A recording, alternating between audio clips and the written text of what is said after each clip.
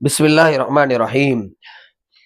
شادی ہال، نکاح اور ولیمہ کی تقریب کے لیے رینٹ پر لیے جاتے ہیں، اور نکاح ایک شرعی حکم ہے، مگر شادی ہال کا مالک پھر بھی پیسے مانگتا ہے۔ حج اور عمرہ ایک عبادت ہے اور شرعی حکم ہے، مگر ایئر لائن کمپنیز اور ٹریول ایجنٹس پھر بھی پیسے مانگتے ہیں۔ ختنہ کروانا ایک فطری اور شرعی حکم ہے، مگر ڈاکٹرز پھر بھی پیسے مانگتے ہیں۔ قربانی ایک شرعی فریضہ ہے، مگر قصائی پھر بھی پیسے مانگتا ہے۔ تعلیم ایک شرعی حکم ہے، مگر ٹیچرز پھر بھی پیسے مانگتے ہیں۔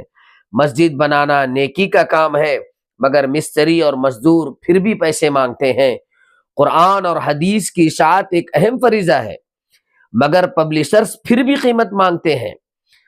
تو نہ کسی کو ان کے تقوی پر شک ہوتا ہے، نہ کوئی انہیں دنیا دار کہتا ہے، نہ حریص کہتا ہے، نہ لالچی کہتا ہے، نہ دین فروش یہ لوگ کہلاتے ہیں، اور نہ ہی ریٹ فکس کرنے کو حرام کہا جاتا ہے۔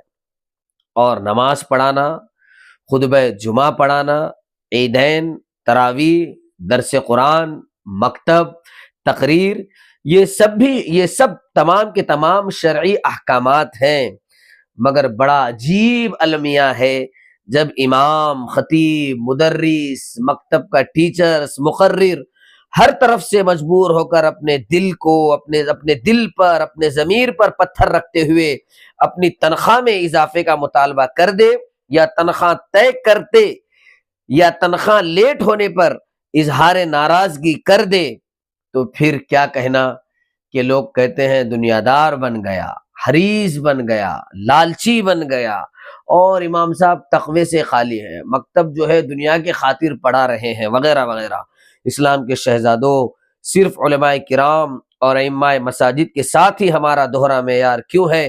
حالانکہ مسجد خوبصورت ہو، مزین ہو، ہر سہولت اس میں ہو، مگر اس مسجد میں امام اور خطیب نہ ہو تو آپ جانتے ہیں وہ مسجد اصلاح کا مرکز نہیں بن سکتی، وہ تربیت گاہ نہیں کہلا سکتی، لوگ اس سے دین نہیں سیکھ سکتے۔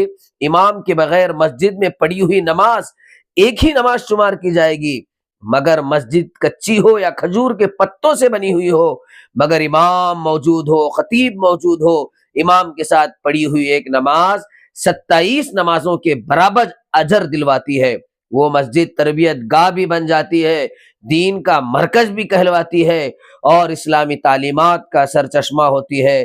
لیکن پھر بھی کچھ لوگوں کا یہ نظریہ ہے، بڑا عجیب نظریہ ہے، کہ مسجد کو زیب و زینت سے آراستہ اور پیراستہ کرنا، ٹائلز لگوانا، یہ بہت زیادہ ثواب کا کام ہے، لیکن افسوس صد افسوس کہ امام اور خطیب کی تنخواہ بڑھانے کے لیے یہ لوگ اپنے دلوں پر جو ہے ان کو گراں یہ باتیں گزرتی ہیں۔ لہٰذا اس لیے جو ہے یہ سوچ ہے جس نے آج اسلام کو بدنام کر رکھا ہے، کہ مسجدیں تو عالیشان ہو رہی ہیں، لیکن تنخواہوں میں اتنی کمی ہے کہ کوئی بھی شخص اماموں کی اور مساجد کی تنخواہیں دیکھ کر جو ہے اپنے بچے کو عالم اور حافظ بنانا نہیں چاہتا۔ اس کے تمام ذمہ دار وہ مسجد کے صدر ہیں اور انتظامیہ کمیٹی ہے جو عالیشان مسجدیں بنا رہی ہے، لیکن امام کی تنخواہ کے بارے میں سوچتی نہیں ہے۔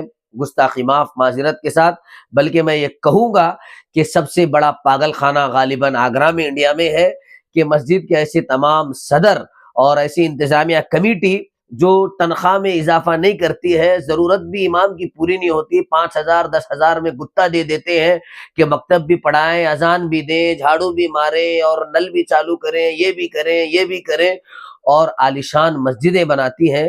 ان انتظامیہ کمیٹی سے اور ان صدروں سے بڑا آج تک کوئی بڑا پاگل اس دنیا میں نہیں آیا۔ خوش قسمت ہیں وہ لوگ جو ایسے صدروں کو فری دیکھ رہے ہیں۔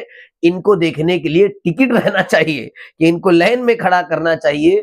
یہ مسجد کی وہ انتظامیہ کمیٹی ہے جو مسجد تو عالیشان بنا رہی ہے، لیکن امام کی سہولیات جو ہے فراہم نہیں کر رہے ہیں، تنخواہ میں اضافہ نہیں کر رہے ہیں۔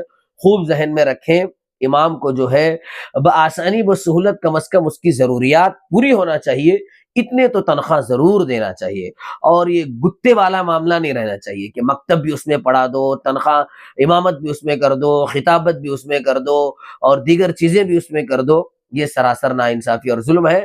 کل قیامت میں یہ قابل مواخذہ اور قابل گرفت عمل ہے۔ اللہ ہم سب کی اس سے حفاظت فرمائے، واللہ اعلم۔